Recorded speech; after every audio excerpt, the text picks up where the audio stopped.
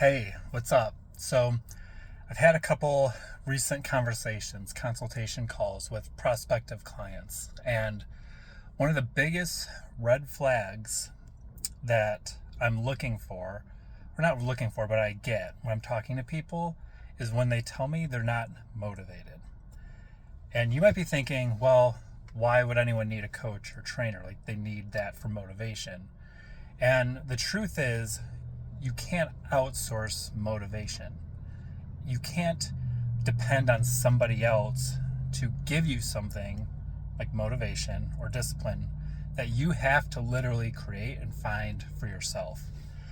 And I think back, to like hunter-gatherer, our ancestors. And I promise you, they were not motivated to get up, hunt, to go foraging, to be looking for resources every single day.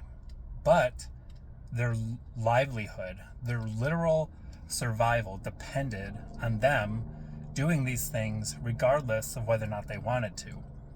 So you and I, we live in a relatively cush world, right? Like, sure, there's war, sure, there's danger, but relative to what our ancient hunter-gatherers grew up in, we've got it pretty easy. And so we have to create that urgency, that survival instinct for ourselves. Meaning, if you want to get in shape, you want to lose weight, you can't just wait for motivation, because you're not going to be all the time. And that's normal. You have to, one, accept that. Like, motivation does not have to play a role in whether or not you take care of yourself. It's irrelevant. Just like it being easy or hard is completely irrelevant. There's just where you're at, where you want to go, and who you have to be to achieve that. Who you have to be for that reality to be real for you. And so you have to create ways to make it important. And for me, it becomes down to it's a part of who I am. It's a part of my identity.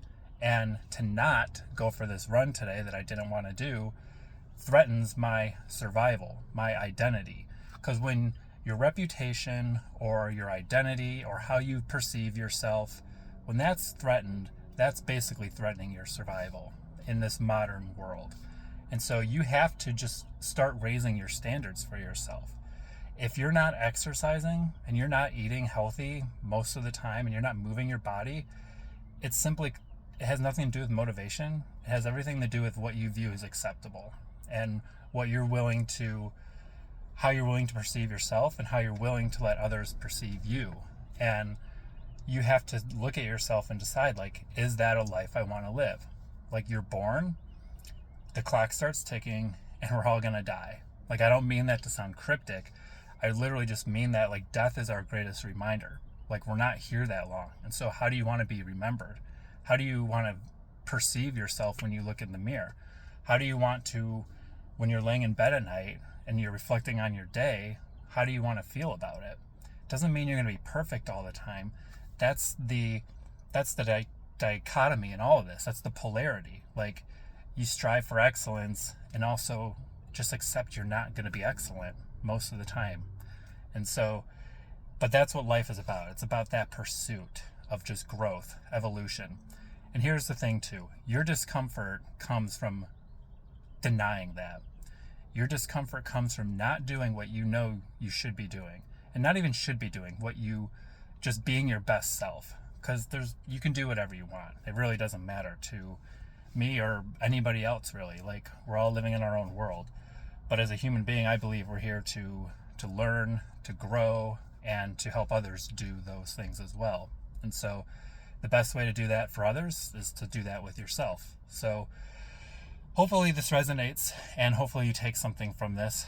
I'm not trying to be hard on you or anybody, but I think sometimes we just need to hear, a different truth, a different perspective, so that we can stack our own against that.